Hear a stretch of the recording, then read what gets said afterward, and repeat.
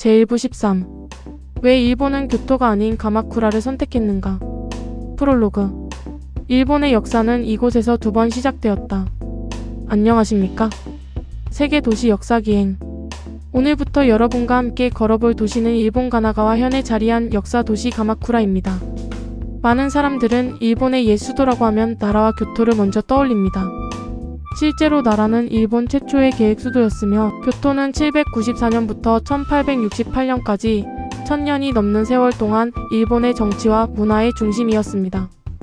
그러나 일본 역사에는 또 하나의 수도가 있었습니다. 천황이 아니라 무사가 나라를 움직였던 수도. 귀족이 아니라 검을 든 무사계급이 새로운 지배층으로 등장한 도시. 바로 가마쿠라입니다. 1185년부터 시작된 가마쿠라 시대는 단순히 수도가 바뀐 시대가 아니었습니다. 일본의 권력 구조 자체가 완전히 바뀐 시대였습니다. 그때까지 일본은 천황과 귀족이 국가를 운영하는 나라였습니다. 그러나 가마쿠라 시대 이후 일본은 약 700년 동안 무사 정권이 이어지는 독특한 역사를 걷게 됩니다. 가마쿠라는 그 출발점이었습니다. 따라서 가마쿠라를 이해하는 것은 단순히 한 도시를 이해하는 일이 아닙니다. 그것은 일본이라는 나라가 왜 다른 동아시아 국가들과는 전혀 다른 정치 구조를 갖게 되었는지를 이해하는 과정이기도 합니다. 오늘 제1부에서는 가마쿠라가 등장하기 이전의 일본 사회를 살펴보며 왜 새로운 정치 중심이 필요했는지 차근차근 알아보겠습니다. 1. 헤이안 시대의 황금기와 그 이면. 794년 간무천황 73만 7806은 수도를 헤이안쿄, 오늘날의 교토로 옮겼습니다. 이후 약 400년 동안 일본은 헤이안 시대를 맞이합니다. 이 시기는 일본 문화가 크게 꽃핀 시기로 평가됩니다. 가나 문자가 발전했고 겐지 이야기와 마쿠라노 도시 같은 세계 문학사의 걸작이 탄생했습니다. 귀족들은 정교한 의복을 입고 와카를 짓고 향을 감상하며 사계절의 아름다움을 노래했습니다. 오늘날 세계가 기억하는 전통 일본 문화의 상당수는 이 시대에 그 기초가 만들어졌습니다. 그러나 이러한 화려한 문화 뒤에는 심각한 정치적 문제가 숨어 있었습니다. 2. 후지와라시의 섭정 정치. 헤이안 시대의 실제 권력은 천황에게만 있지 않았습니다. 가장 강력한 정치 세력은 후지와라시였습니다.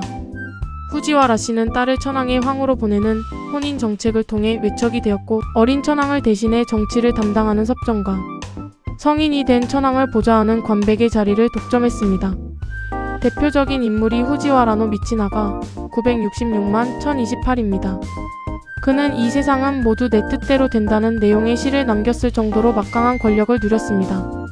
그러나 이러한 귀족 정치는 교토 궁정 안에서 이루어졌습니다. 지방사회는 점차 중앙의 통제에서 벗어나기 시작했습니다. 3. 장원의 확대와 국가 권력의 약화.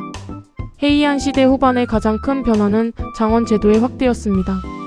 장원이란 국가의 직접적인 과세와 행정에서 벗어난 사유지를 말합니다. 원래 일본의 율령제에서는 토지는 국가의 것이었습니다. 그러나 시간이 지나면서 귀족, 사찰, 신사는 세금 면제 특권을 가진 장원을 확대해 나갔습니다.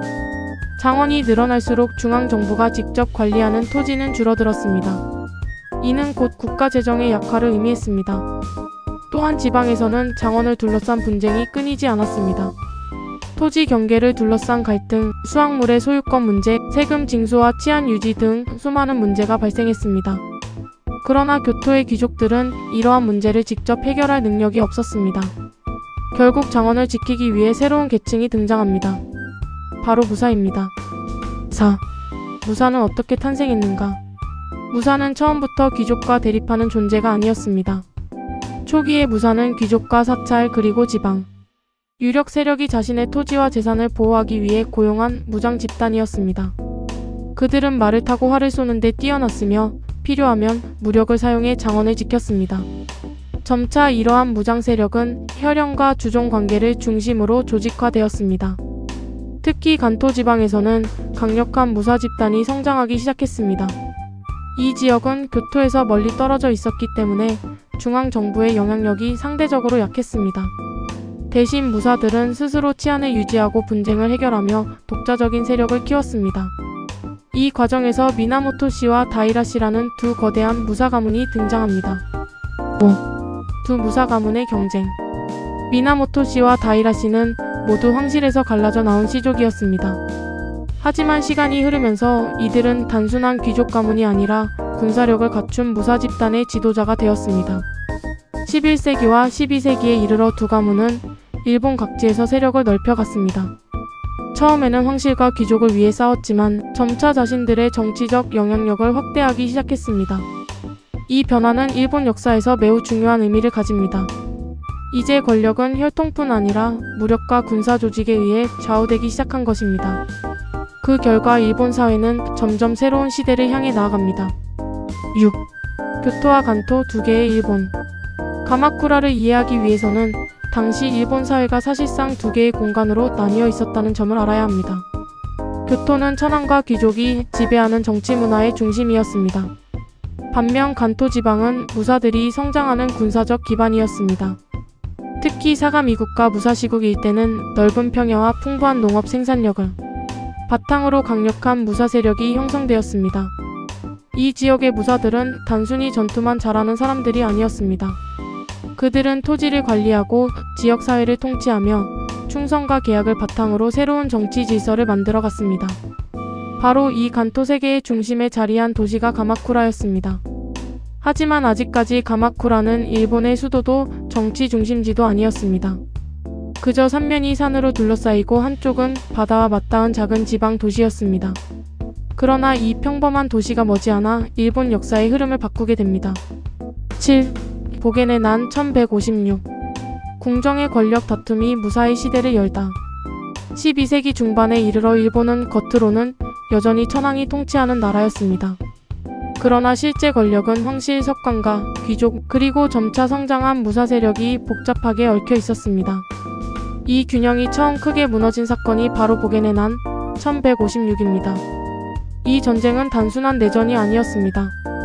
테위안 스토쿠 상황 1119만 1164가 제위 중인 고시라카와 천황 1127만 1192 사이의 황위 계승과 정치, 주도권을 둘러싼 갈등에서 비롯되었습니다.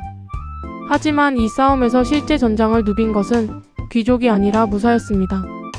특히 미나모토노 요시토모 1123만 1160와 다이라노, 기요모리 1118만 1181가 각각 군사력을 이끌며 정치의 중심으로 등장했습니다. 이는 일본 역사에서 매우 중요한 전환점입니다. 처음으로 누가 더 강한 군대를 가졌는가가 국가 권력을 결정하는 요소가 되었기 때문입니다. 8. 헤이지의 난 1159. 승자는 단 한 사람 다이라노 기요모리. 복엔의 난이 끝난 뒤에도 평화는 오래가지 않았습니다. 1159년 또 다른 권력 투쟁인 헤이지의 난이 일어났습니다. 이번에는 전쟁의 양상이 더욱 분명했습니다. 승자는 다이라노 기요모리 1118만 1181이었습니다. 패자는 미나모토노 요시토모였습니다. 요시토모는 전투에서 패한 뒤 도주하다가 살해되었고 그의 아들들 역시 대부분 처형되었습니다. 그러나 한 소년만은 살아남았습니다. 그가 바로 훗날 가마쿠라 막부를 세우는 미나모토노 요리토모 1147만 1199였습니다. 당시 13살이던 요리토모는 목숨을 잃는 대신 이즈국으로 유배되었습니다. 이 결정은 일본 역사를 바꾸는 뜻밖의 결과를 낳았습니다. 9. 다이라노 기요모리와 무사의 첫 정권. 헤이지의 난 이후 기요모리는 일본 최고의 권력자가 되었습니다. 그는 일본 역사상 처음으로 무사 출신으로 최고 권력의 자리에 오른 인물이었습니다. 그러나 기요모리는 무사 중심의 새로운 정치 체제를 만들지는 않았습니다. 오히려 그는 귀족 사회 안으로 들어가 기존 질서의 일부가 되기를 선택했습니다. 딸을 황실에 시집 보냈고 외척이 되었으며 태정 대신에 오르는 등 귀족 최고위 관직을 차지했습니다. 또한 송과의 무역을 적극 장려하여 막대한 경제적 이익을 얻었습니다. 특히 세토 내해를 장악하고 오늘날 효고현의 오하다노토마리 현재의 고베항 일대를 정비하여 국제교역의 기반을 마련했습니다. 그러나 이러한 정책은 지방 무사들의 불만을 키웠습니다. 그들은 자신들의 희생으로 권력을 잡은 기요모리가 결국 귀족처럼 변했다고 생각했습니다. 10. 유배지 이즈에서 성장한 요리토모. 요리토모는 약 20년 동안 이즈에서 생활했습니다. 그에게 유배는 단순한 감금이 아니었습니다. 그는 이 기간 동안 간토의 유력 무사들과 관계를 맺었고 지방사회의 현실을 직접 경험했습니다. 특히 호조 도키마사 1138만 1215와 그의 딸 호조 마사코 1157만 1225를 만나게 됩니다. 요리토모와 마사코의 결혼은 단순한 혼인이 아니라 훗날 가마쿠라 정권의 핵심 동맹으로 이어졌습니다. 이 시기 간토 지방의 무사들은 교토 귀족과는 다른 가치관을 갖고 있었습니다. 그들에게 중요한 것은 화려한 궁정 문화가 아니라 토지를 지키는 능력, 주군과 가신 사이의 신뢰, 그리고 전투에서의 실력이었습니다. 요리토모는 이러한 무사사회의 특성을 누구보다 깊이 이해하게 되었습니다. 11. 겐페이 전쟁 1180만 1185 1180년 고시라카와 법황 1127만 1192의 황자인 모치히토 왕 1151만 1180은 전국의 미나모토시에게 다이라시 토벌을 호소했습니다. 이를 계기로 시작된 내전이 바로 겐페이 전쟁입니다. 겐은 미나모토시를 페이는 다이라시를 뜻합니다. 전쟁은 일본 전역으로 확대되었습니다. 초기에는 다이라시가 우세했지만 점차 상황은 바뀌었습니다. 간토 지방의 무사들은 요리토모를 중심으로 결집했고 그의 사촌 미나모토노 요시나카 1154만 1184와 이복 동생 미나모토노 요시스네 1159만 1189도 각지에서 활약했습니다. 특히 요시스네는 뛰어난 전술가로 이름을 남겼습니다. 이치노타니 전투 1184, 야시마 전투 1185, 그리고 단노우라 해전 1185에서 거둔 승리는 일본 군사사의 길이 남는 전투로 평가됩니다. 12. 단노우라 해전과 시대의 종말 1185년 4월 현재의 야마구치현 시모노세키 해협에서 벌어진 단노우라 해전은 일본 역사상 가장 유명한 해전 가운데 하나입니다. 이 전투에서 다이라시는 결정적으로 패배했습니다. 어린 안토쿠 천황 1178만 1185은 외조모 도키코 1126만 1185와 함께 바다에 몸을 던졌고 다이라 정권은 막을 내렸습니다. 헤이케 이야기는 이 장면을 불교의 무상사상과 연결하여 극적으로 묘사합니다. 다만 현대 역사학에서는 이 작품을 문학적 군기물로 보고 역사적 사실과 문학적 서술을 구분하여 읽을 필요가 있다고 평가합니다. 그럼에도 헤이케 이야기는 당시 사람들이 전쟁과 권력의 흥망을 어떻게 이해했는지를 보여주는 매우 중요한 문화사 자료입니다. 13. 왜 요리토모는 교토가 아니라 가마쿠라를 선택했는가? 1185년 전쟁에서 승리한 요리토모는 일본에서 가장 강력한 무사가 되었습니다. 그러나 그는 권력을 장악한 뒤에도 교토에 머물지 않았습니다. 오히려 자신의 근거지였던 가마쿠라로 돌아가 정권의 중심을 세웠습니다. 이 결정은 단순한 개인적 선택이 아니었습니다. 가마쿠라는 삼면이 산으로 둘러싸이고 남쪽은 사가 미만의 접한 천연 요새였습니다. 육지로 들어오는 길은 좁은 고개를 통과해야 했기 때문에 방어에 유리했습니다. 또한 간토의 유력 무사들과 가까워 군사적 지원을 받기 쉬웠습니다. 무엇보다 중요한 이유는 정치적 독립성이었습니다. 교토는 천황과 귀족, 대사찰의 영향력이 얽혀있는 공간이었습니다. 요리토모는 기존 귀족 정치의 틀 안으로 들어가는 대신 무사가 중심이 되는 새로운 정치 질서를 만들고자 했습니다. 그 실험의 무대가 바로 가마쿠라였습니다. 14. 가마쿠라 막부의 성립 일본 최초의 무사정권 1185년 겐페이 전쟁이 끝난 뒤 일본의 권력은 새로운 국면으로 접어들었습니다. 전쟁의 승자는 미나모토노 요리토모 1147만 1199였지만 그는 곧바로 천황의 자리에 오르거나 교토를 점령하지 않았습니다. 이 점은 일본 정치사에서 매우 중요한 의미를 지닙니다. 당시 동아시아 대부분의 국가에서는 새로운 지배자가 기존 왕조를 무너뜨리고 스스로 황제나 왕이 되는 것이 일반적이었습니다. 중국에서는 왕조가 교체되었고 고려에서도 왕실 자체는 유지되었지만 국왕이 최고 권력자였습니다. 그러나 일본은 다른 길을 선택했습니다. 천황은 그대로 존재했습니다. 교토의 조정도 유지되었습니다. 대신 실질적인 군사행정 권력은 가마쿠라의 무사정권이 행사하는 이중 권력 구조가 형성되었습니다. 이러한 체제는 일본 정치의 독특한 특징이 되었으며 이후에도 막부가 끝나는 1868년까지 약 680년 동안 형태를 바꾸며 이어집니다. 15. 막부란 무엇인가? 오늘날 우리는 막부라는 말을 자연스럽게 사용하지만 원래 막부란 전쟁터에서 장군이 지휘를 위해 설치한 천막을 뜻했습니다. 막은 장막, 부는 관청입니다. 즉 본래는 임시 군사사령부였습니다. 그러나 요리토모의 시대를 거치며 이 용어는 점차 무사 정권 자체를 의미하는 정치 용어로 자리 잡았습니다. 흥미로운 점은 당시 사람들이 처음부터 가마쿠라 막부라는 명칭을 공식적으로 사용한 것은 아니라는 사실입니다. 현대 역사학에서 사용하는 가마쿠라 막부는 후대 연구자들이 편의상 붙인 명칭입니다. 당시 문헌에서는 주로 바쿠, 무가 정권 또는 가마쿠라 도노의 정권 등 다양한 표현이 사용되었습니다. 이러한 용어의 변화는 일본 중세 정치 체제가 점진적으로 형성되었음을 보여줍니다. 16. 정의 대장군의 의미. 1192년 호시미 조정은 요리토모에게 정의 대장군의 칭호를 내렸습니다. 이 해를 가마쿠라 막부의 공식 성립 시점으로 보는 견해가 오랫동안 통설이었습니다. 다만 현대 연구에서는 1180년 요리토모의 가마쿠라 입성, 1183년 동국 지배권 확보, 1185년 수호지토 설치 권한 획득 등을 더 중요한 전환점으로 보는 견해도 적지 않습니다. 즉 1192년은 상징적 의미는 크지만 실제 막부는 그 이전부터 단계적으로 성립했다는 것이 최근 역사학의 일반적인 해석입니다. 정의 대장군은 원래 북방의 에미시를 토벌하기 위해 임명된 군사령관의 직책이었습니다. 그러나 요리토모 이후에는 일본 전국의 무사를 통솔하는 최고 권력자의 의미로 변화했습니다. 따라서 쇼군은 단순한 군인이 아니라 일본의 실질적 통치자를 뜻하게 되었습니다. 17. 수호아지토. 일본 중세 행정의 시작.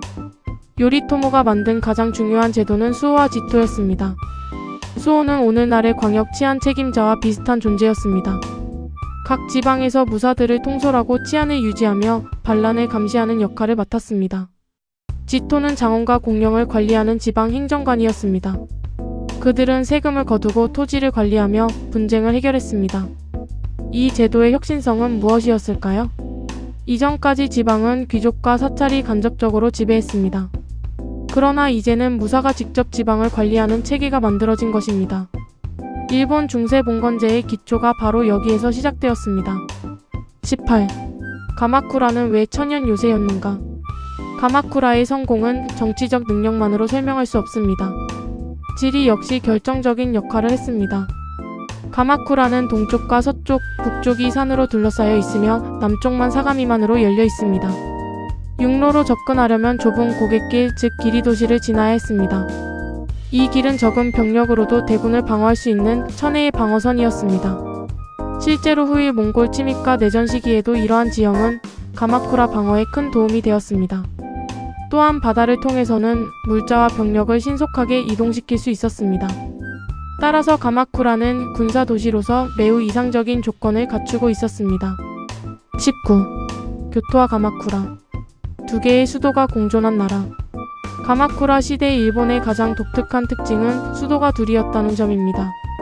교토에는 천황과 조정이 있었습니다. 가마쿠라에는 쇼군과 무사정부가 있었습니다. 문화의 중심은 여전히 교토였습니다. 황실 의례, 귀족 문화, 고전 문학, 불교 예술은 계속 교토에서 발전했습니다. 반면 군사와 행정은 가마쿠라가 담당했습니다. 이러한 이원적 정치체제는 유럽의 교황과 황제의 관계와도 중국 황제 중심 체제와도 다른 일본만의 독특한 정치 구조였습니다. 이 체제는 때로는 협력했고 때로는 갈등했지만 일본 사회를 장기간 안정적으로 운영하는 기반이 되었습니다. 20. 가마쿠라가 남긴 역사적 의미. 가마쿠라는 단순히 한 시대의 수도가 아닙니다. 이곳에서 일본은 새로운 국가 운영 방식을 만들어냈습니다. 무사는 더 이상 귀족을 위해 싸우는 용병이 아니었습니다. 그들은 국가를 통치하는 새로운 지배 계층이 되었습니다. 또한 무력만으로 국가를 유지한 것도 아니었습니다. 법과 행정, 토지 제도, 주종 관계를 제도화하며 중세 국가의 틀을 마련했습니다. 역사학자들은 이러한 변화를 일본 중세의 출발점으로 평가합니다. 가마쿠라가 없었다면 이후의 무르마치 막부, 전국시대, 에도 막부 역시 지금과 같은 모습으로 전개되기 어려웠을 것입니다. 제1부를 마치며 오늘 우리는 가마쿠라라는 도시가 어떻게 일본 역사의 중심으로 떠오르게 되었는지를 살펴보았습니다. 헤이안 시대의 귀족 정치는 점차 한계를 드러냈고 무사들은 지방에서 성장하여 새로운 정치 세력을 형성했습니다. 보겐의 난과 헤이지의 난, 그리고 겐페이 전쟁을 거치며 권력의 중심은 교토에서 간토 지방으로 이동하기 시작했습니다.